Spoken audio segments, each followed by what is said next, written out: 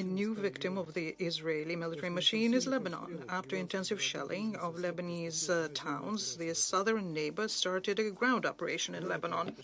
Russia resolutely condemns the attack on Lebanon and calls on Israeli authorities to immediately stop using force and withdraw their troops from the Lebanese territory. We also decisively condemn the killing of Nasrallah. We reject the fact that in order to eliminate him, a residential quarter in Lebanon's capital had 80 bombs weighing 1 ton dropped on it. As a result, 6 high-rise buildings were destroyed. This political elimination is fraught with catastrophic consequences for Lebanon and the Middle East as a whole. And the question, of course, is not in the moral and political support, but also it has to do with the multi-billion supplies of weapons that Washington continues supplying to Israel, despite the fact that it's used to annihilate 42,000 Palestinians. Plans of the Israeli leadership is to pay any price so as to trigger a conflict between their main regional adversary, Iran, and the United States.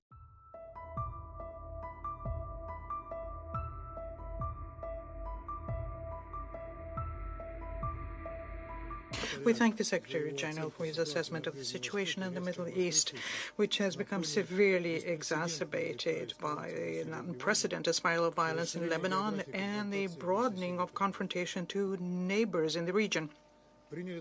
We also took account of the positions by Israel and Iran contained in the letters disseminated yesterday. Unfortunately, the Middle Eastern region, in front of our eyes, is sliding towards a new large-scale war, whereas the Security Council is just there helplessly watching it.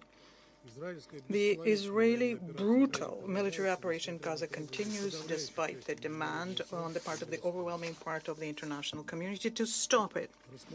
The spiraling of violence predictably led to a worsening situation on the border between Israel, Lebanon, and Yemen, and in the Red Sea. But instead of using diplomacy, the West Jerusalem authorities unambiguously staked everything on using force. And their American accomplices are playing completely into their hands. They are paralyzing the deliberations of the Security Council. As a result, the new victim of the Israeli military machine is Lebanon. After intensive shelling of Lebanese towns, the southern neighbor started a ground operation in Lebanon. Furthermore, after a series of political killings, including the killing of the Hamas chair of the Political Bureau, Hanin, the General Secretary of Hezbollah, Nasrallah, and other leaders of resistant movements, Iran came into the confrontation. Iran, who for 2 whole months had been showing exceptional, under the circumstances, restraint.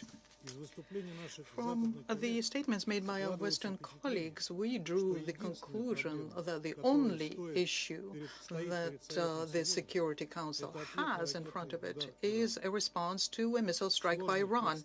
It's difficult to imagine what kind of role the diplomatic process would play when the situation is viewed this way. And it's presented as though all of this happened in a vacuum, as though nothing is happening, and nothing did happen in Lebanon, in Gaza, in Syria, in Yemen.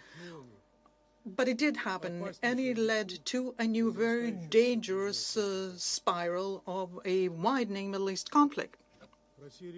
Russia resolutely condemns the attack on Lebanon and calls on Israeli authorities to immediately stop using force and withdraw their troops from the Lebanese territory. There is no justification for fresh civilian victims amongst the civilians, and their number is already in the thousands. We express our solidarity with the leadership and the people of the friendly country of Lebanon who are undergoing an armed aggression, and we will send our heartfelt condolences to the families of those died.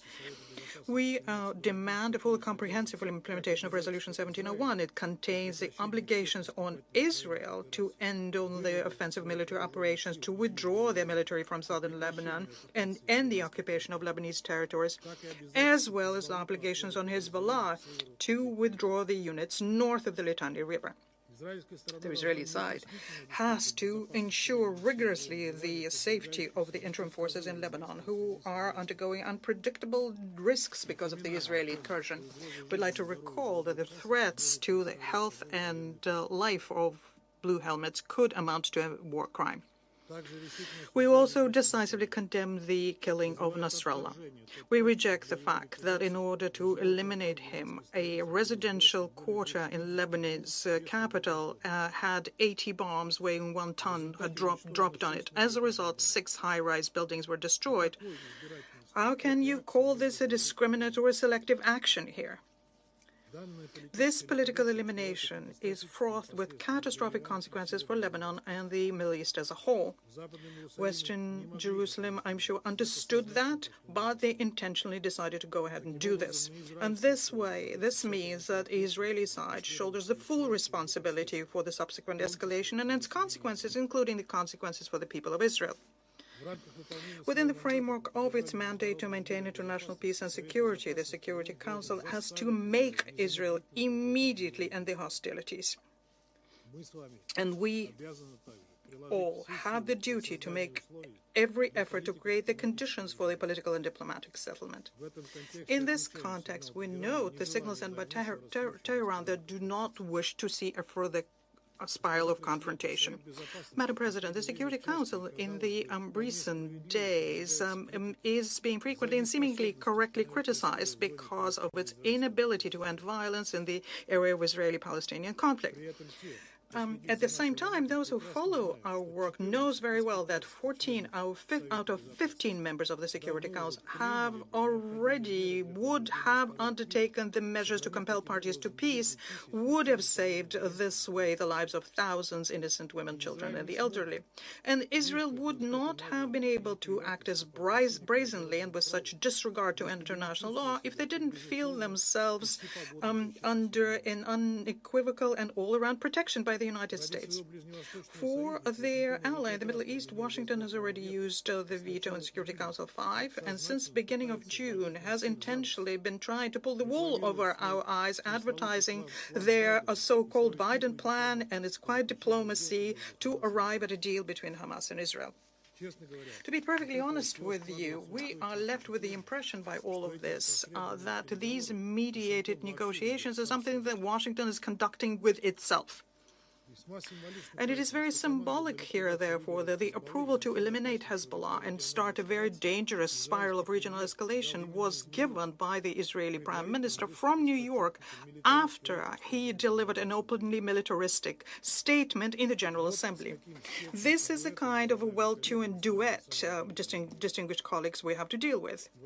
And the question, of course, is not in the moral and political support, but also it has to do with the multi-billion supplies of weapons that Washington continues supplying to Israel, despite the fact that it's used to annihilate 42,000 Palestinians.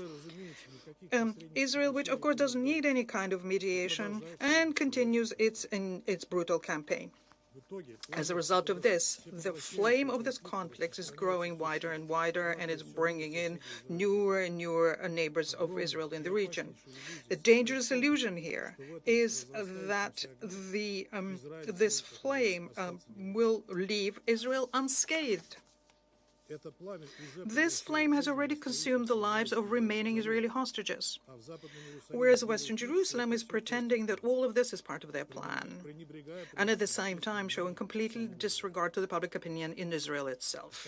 Madam President, another dangerous illusion is that Israel, having a considerable military supremacy, plans to deal with the crises they provoked on themselves. It is becoming increasingly clear that the plans of the Israeli leadership is to pay any price so as to trigger a conflict between their main regional adversary, Iran, and the United States.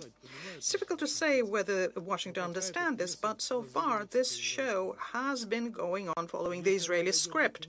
And if it reaches its finale, the conflict conflict can reach an unimaginable level of escalation and will threaten not just the Middle East, but the entire world.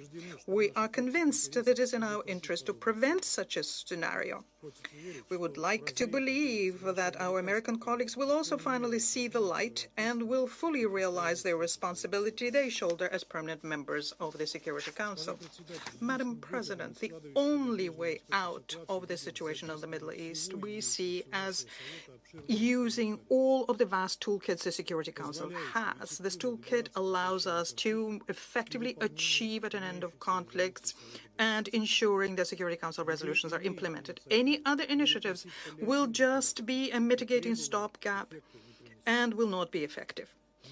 We see no alternative to making parties to the conflict to immediately have a ceasefire in Gaza, which is to be accompanied by an exchange of hostages and prisoners and organizing a full and unimpeded humanitarian access in the Strip. This can help set the foundation for the relaunching of a peace settlement of the Palestinian issues on the international basis, which is itself is based on the principle of two states, and this is something that we have always spoken in favor of. The second area for efforts is also obvious. It's an immediate ceasefire on the south of Lebanon and a general rejection by any direct or indirect participants in the conflict from using force provocations and hateful rhetoric. Madam President, today's news that the Secretary General is a persona non grata in Israel is unheard of and is a slap not just on the UN but on all of us. We call on the members of the Security Council and the UN to react to this outrageous act. And I repeat, once again, in order to deal with all of these issues, we at the Security Council have the tools. What it's at issue here is having the political will. We have the will. Do you? We urge you all to answer this question as soon as possible. I thank you.